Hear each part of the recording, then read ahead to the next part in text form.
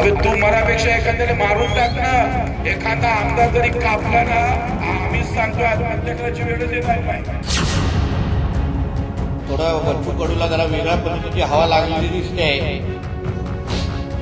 बघू, आमचे देवाभाऊ काळजी घेतील. नितेश राणेंनी माहित नाही शेती कशी करावं लागतं, काय काय तिथे सर द्यावं लागतं. बापदादाची भेटलेली इस्टेट आहे. अबे तू मरापेक्षा एखाद्याला मारून टाक ना. एखादा आमदार जरी कापला ना, आम्हीच सांगतो आत्महत्या करायची वेळच येणार नाही. पण हे जातं मरतय. जाऊन बसलं जरी का नाही, आत्महत्या केल्यापेक्षा त्या आमदाराच्या घरासमोर पूर्ण कपडे काढून बसायचे, कपडेच ठेवायचे नाही आणि सहाच्या घराच्या समोरून जाऊन मुताचं.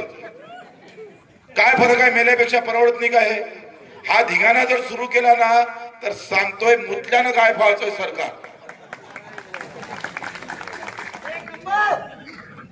तो अक्कल द्याव कुणाले, कराव कुणा. आमच्याला ते आता परवडत नाही. तो आम्ही थोडस बाजूने गेलं म्हणून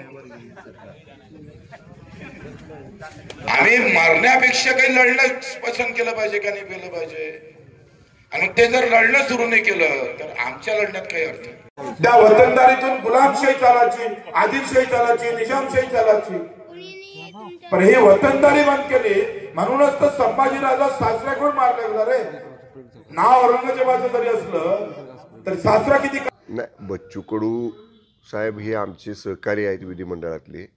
पण असं कापून काढा, तोडून काढा अशा भाषा लोकशाहीमध्ये वापरणं मंत्रिपदावर राहिलेल्या व्यक्तीला, बच्चू कडू साहेब सुद्धा 2.5 वर्ष मंत्री होते, योग्य नाही ना. ठीक आहे, तुम्हाला संताप व्यक्त करायचा आहे, शासनाबद्दल करायचं आहे, तुम्ही लोकशाही मार्गाने आंदोलन करा, तुमच्या भावना व्यक्त करा, तुम्ही विधिमंडळात प्रश्न उपस्थित करा, चर्चा उपस्थित करा.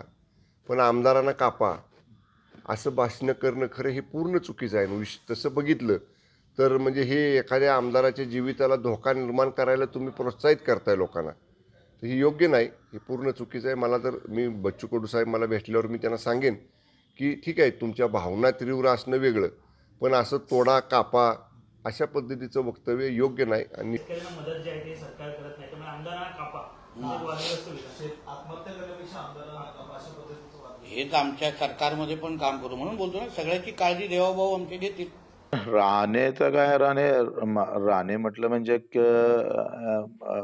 काय झालंय, ते इकडे हिंदुत्वावर बोलतं आणि तिकडे कोणत्या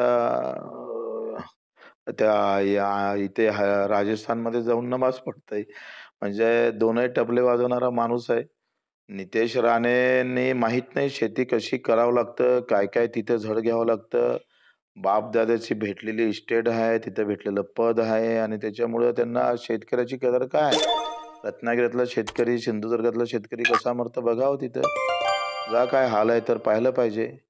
तुम्ही पक्षच सांभाळायचा आहे, मंत्रिपद सांभाळायचं आहे, तुम्हाला लोक कुठे सांभाळायचे आहे.